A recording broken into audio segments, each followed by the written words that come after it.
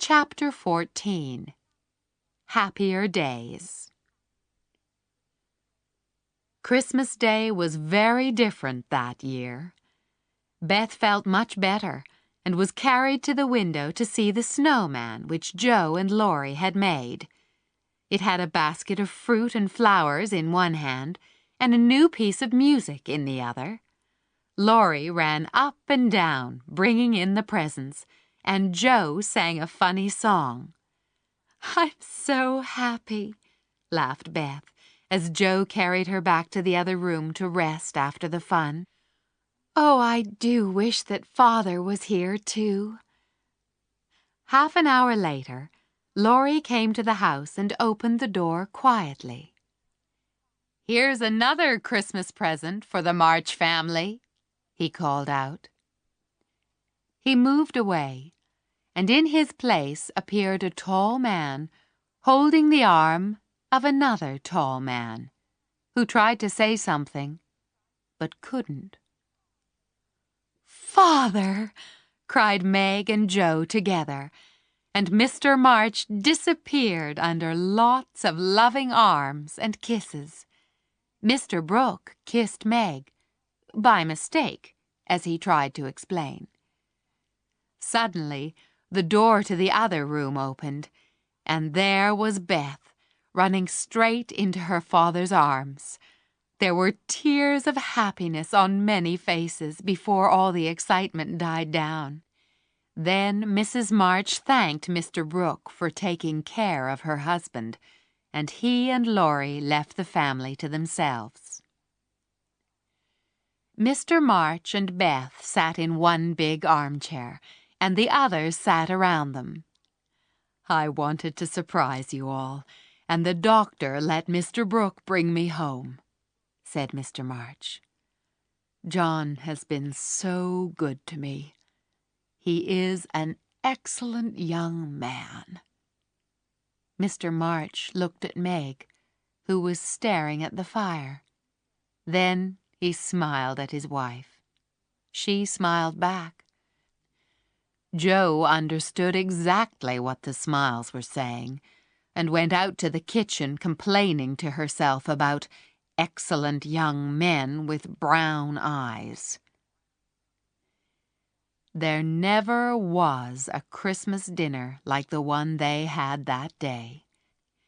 Mr. Lawrence and his grandson ate with them, and so did Mr. Brooke. Joe gave the tutor many black looks and would not speak to him, which amused Laurie. The guests left early, and the happy family sat together around the fire. "A year ago we were complaining about the awful Christmas we expected to have. Do you remember?" said Joe. "It's been quite a good year," said Meg, thinking about Mr. Brooke. "I think it's been a hard one," said Amy. "I'm glad it's over, because we've got Father back," whispered Beth, who was sitting on his knee. "I've discovered several things about you young ladies today," said Mr. March. "Oh, tell us what they are," cried Meg. "Here's one," he said, taking her hand. It had a small burn on the back, and 2 or 3 little hard places on the front. "I remember when this hand was white and smooth. It was pretty then, but to me it's much prettier now. I'm proud of this hard-working hand, Meg." "What about Joe?" whispered Beth. "She's tried so hard and has been very, very good to me." He smiled and looked at Joe sitting opposite. "Her hair may be short, but I see a young lady now. Her face is thin and white from worrying, but it has grown gentler. Perhaps I'll miss my wild girl, but I'm sure I'll love the warm-hearted woman who has taken her place." Jo's face was red in the firelight as she listened. "Now, Beth," said Amy. "She's not as shy as she used to be," said her father lovingly, and he held Beth close when he remembered how near they had come to losing her. Then he looked down at Amy by his feet. "I've noticed today that Amy has helped everyone patiently and with a smile. She's learned to think more about other people and less about herself." Beth moved out of her father's arms and went to the piano. She touched the keys softly and began to sing. Soon, the others joined her in a happy Christmas song. The next afternoon, Jo and Meg were sitting at the window when Laurie went by. When he saw Meg, he fell on one knee in the snow, beat his chest, and put out his arms towards her. When Meg told him to go away, he pretended to cry before walking away looking miserable. Meg laughed. "What was he doing?" she said. "He was showing you how your John will act," answered Jo crossly. "Don't say my John. It isn't right." But Meg said the words again, silently, inside her head. "If he asks you to marry him, you'll cry or look stupid instead of saying aloud no," said Jo. "No, I won't," said Meg. "I'll say, 'Thank you, Mr. Brooke. You are very kind, but I am too young to marry you. Please let us be friends, as we were.'" "I don't believe it," said Jo. "It's true. Then I'll walk out of the room with my head high." Meg got up and pretended to do it, but ran back to her seat when she heard someone knock on the door. Jo opened it with an angry look.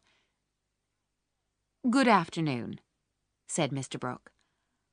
"I came to get my umbrella, which I left behind yesterday." "I'll get it," said Jo, pushing past him. Now Meg can tell him, she thought. But Meg was moving to the door. "I expect Mother will want to see you," she said. "I'll call her." "Don't go," he said. "Are you afraid of me, Meg?" "How can I be afraid when you've been so kind to Father?" said Meg. "I wish I could thank you for it." "You can," he said. And he took Meg's small hand in his and looked at her lovingly. "Oh, please don't," she said, looking frightened. "I only want to know if you love me a little, Meg," he said gently. "I love you so much." This was the moment to repeat the words she had told Jo, but Meg forgot them all. "I don't know," she said, so softly that John had to move closer to hear her reply. He smiled gratefully. "Will you try to find out?" "I'm too young," she said, hesitating, but feeling her heart beating rather fast. "I'll wait while you learn to like me," he said. "Will it be very difficult?" "Not if I choose to learn," she said. "Please choose, Meg. I love to teach, and this is easier than German," said John, taking her other hand. She looked at him and saw that he was smiling. He seemed so sure of success that Meg became a little annoyed. She felt excited and strange, and taking her hands away from his, she said, "I don't choose. Please go away." Poor Mr. Brooke looked shocked. "Do you mean that?" "Yes," she said, rather enjoying the game she was playing. "I don't want to think about these things. It's too soon." "I'll wait until you've had more time," he said, and looked so unhappy that Meg began to feel sorry for him. It was at this moment that Aunt March came in. She had come to see Mr. March and was hoping to surprise the family. She did surprise two of them. Meg, with her face bright red, just stared at her aunt, while Mr. Brooke hurried into another room. "Goodness me! What's all this?" cried Aunt March. "It's Father's friend," said Meg hurriedly. "I'm so surprised to see you, Aunt March." "I can see that," said Aunt March, sitting down. "What has he said to make your face turn pink?" "Mr. Brooke and I were just talking," said Meg. "Brooke? The boy's tutor? Oh, I understand now. I know all about it because I made Joe tell me. You haven't promised to marry him, have you, Meg? If you have, you won't get one bit of my money, do you hear?" It was exactly the wrong thing to say. When Meg was ordered not to marry John Brooke, she immediately decided that she would. "I'll marry whoever I want to, Aunt March, and you can give your money to anyone you like," she said. "You'll be sorry," said Aunt March. "Why don't you marry a rich man to help your family?" "Father and Mother like John, although he's poor," said Meg. "Be sensible, Meg," said her aunt. "He knows I have money, and that's why he likes you, I suspect." "Don't say that," said Meg.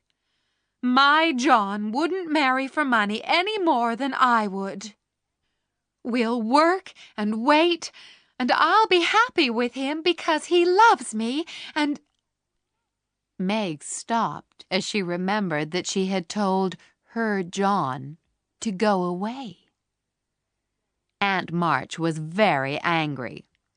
"Just don't expect anything from me when you are married," she said, and she went out of the room, banging the door behind her.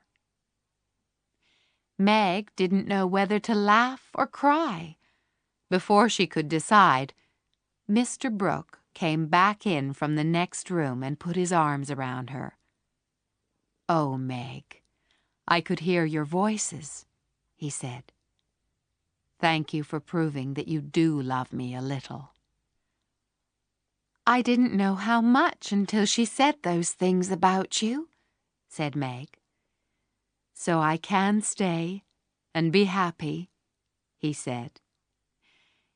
"Yes, John," she whispered, and hid her face on John's chest.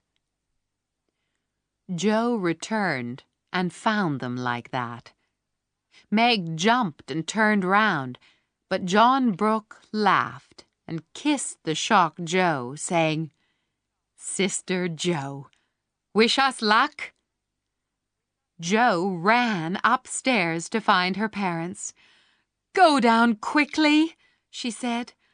"John Brooke is behaving terribly, and Meg likes it."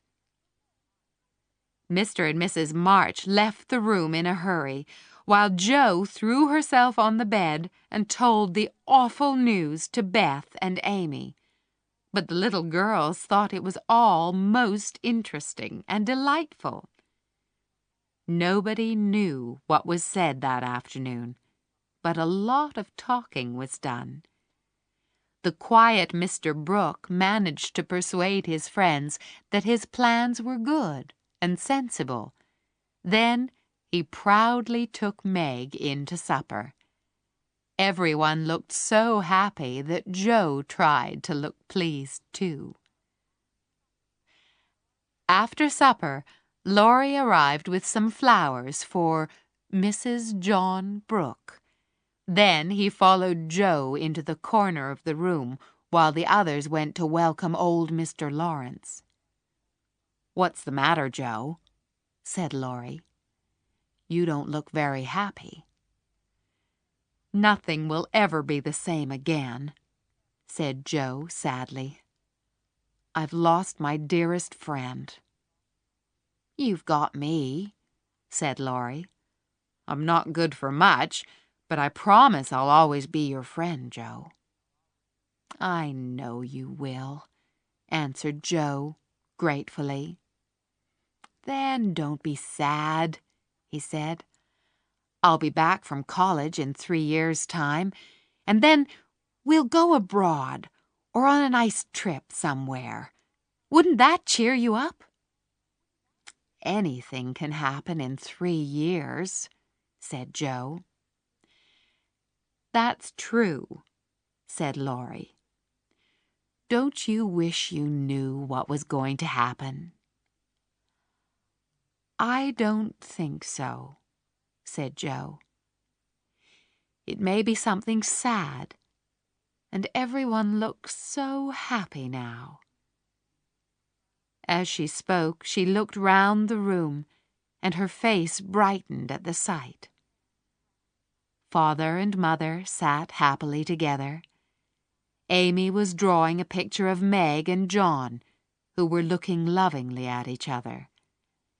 Beth lay on the floor, talking to her old friend, Mr. Lawrence. Jo sat in her favorite chair with a serious, quiet look on her face. Laurie smiled at her in the long mirror that was opposite them both, and Jo smiled back.